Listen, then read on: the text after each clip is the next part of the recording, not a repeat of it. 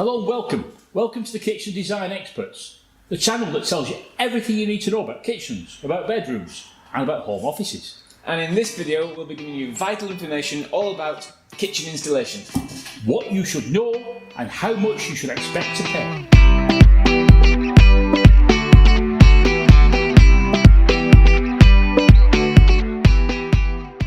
Before we start, do remember to subscribe, and if you've got any friends at the moment that are having a kitchen done or that are going to have one done, do send them our way for some advice. Yes indeed, tell your friends. Now then, when we ask our clients what part of having a new fitted kitchen worries them the most, invariably they say the installation. Is it going to take a long time? Is it going to make a massive mess? Is there going to be a huge extras bill at the end of the job? Unfortunately, they are right to be concerned, because it's the kitchen installation process that most kitchen companies get wrong. But don't worry too much, because kitchen studios do understand the importance of the installation process and how it relates directly to them as a business, which will then have knock-on effect of recommendations. Indeed. And how do you actually know whether or not you're employing a kitchen company who has a high standard of project management when it comes to kitchen installation? Well, there are actually quite a few pointers to answer that question. Firstly, there are three things that you should insist on when buying a fitted kitchen. I'll say that again. Three things. Always make sure that the company you're using is going to take full responsibility for the job in its entirety. So that way if something goes wrong, it's them you go back to. When you accept a price, make sure that it includes for everything that needs doing, from all the relevant trades. That's a joiner, a plumber, an electrician and a plasterer. And finally, within that quote, make sure that each one of those trades is itemised out so you know exactly what they're doing and exactly what's included in that overall cost. Got it? Got it. Okay then, now this graphic gives you an idea of a detailed installation quote. As you can see, it itemises the different trades, what they're doing and what each trade is going to charge you. This is useful because you might have an Uncle Bob who's a plasterer, and he could advise you if the cost quoted for plastering is actually reasonable. You'll see on this quote that certain elements that aren't included for are bolded out. There may be valid reasons for this, and these items will need further clarification. A good kitchen company will want to make you aware of these grey areas. For example, notice the section that refers to the suitability of the fuse box. The small details also matter. If you see where it says clearing site on completion. Now a skip can cost nearly £200 these days, and that's no small matter, especially if you have to pay for it out of your pocket. So just to give you a better example of what we call these grey areas, I went to a job this week and the lady wanted a double oven and an induction hob. And in the kitchen there was just one cooker ring main. And I knew I had to run another wire in because the induction hob itself will require just one cooker ring main.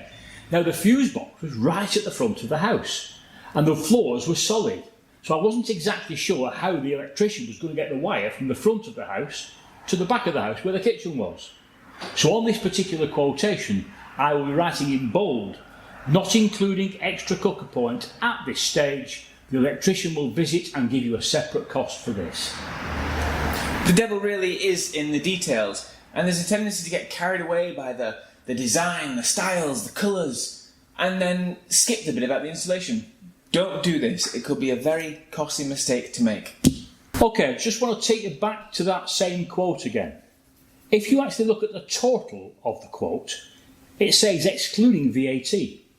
And sometimes it might actually say including VAT. So, what the heck's going on here then? Well, some kitchen companies will employ their fitters and others will subcontract. And in this case, they'll probably use the same fitting team each week, it's just that they're not technically employed.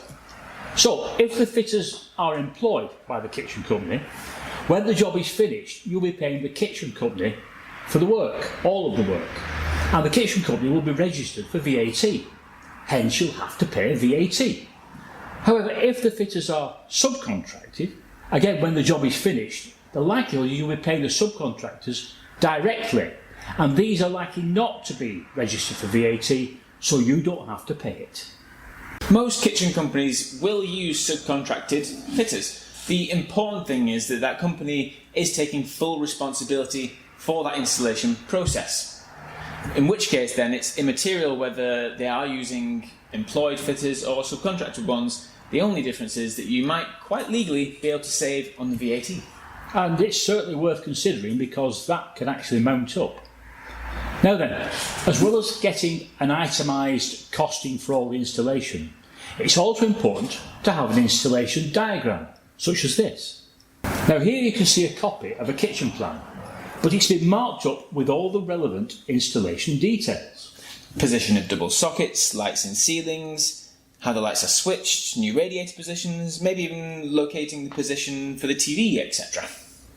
Now having this helps you tremendously, and it actually gets you thinking about where your kettle and toaster are going, and are the sockets in the right place for you. To be honest, we've always itemised out our installation quotes, and we've always given an installation diagram. To be honest, it's just as much for our benefit as it is for the clients. This way we're all working off the same page. If it's written down, we'll do it. If it's not, we might not. This avoids any unexpected extras bills at the end of the job. Because we understand about extras bills. Just when the job's finishing and everything's perfect and the clients are absolutely over the moon, they get landed with an invoice for £500 for a new consumer unit. The last thing that we want is to leave a sour taste just when the job's coming to the end. Having a detailed installation costings and installation plan helps everyone. Don't sign up for anything until you have these. So, how much can you expect to pay for this full installation process? Now here's a list of a typical installation cost that we present to our clients. Now you've got to remember that we actually supply a German custom-made kitchen that comes to us fully assembled. If you're buying a flat pack kitchen that needs assembling, some of the joinery costs might be a little bit more than we are suggesting. These are the 4 main trades you'll need to fit your kitchen: joiner, plumber, electrician and plasterer. Now the joiner, he's going to want about between £1,400 and £1,800 dependent on the complexity of the job. The plumber, if it's just changing over a sink, dishwasher, say washer, will charge about £500. If, however, you need a radiator moving, you can easily add another £200 for this. Now let's presume that the electrician, in addition to all the appliance requirements, is going to install a complete lighting system that's in the ceiling, under the wall cupboards, and maybe some decorative lighting. His bill is likely to be between £1,200 and £1,500, and this should include all the light fittings, with perhaps the exception of the decorative lights. Finally, the plasterer. If he's just making good the walls where tiles have been removed and flat plastering the ceiling, he'll charge about £400. If the entire room needs reskinning, then the cost could be anywhere between £600 or £800 depending on the size of the room. So as you can see from that list, you could expect to pay for a quality installation anything between £3,000 to £4,000. Now it's worth revisiting that VAT conundrum because those particular figures exclude VAT.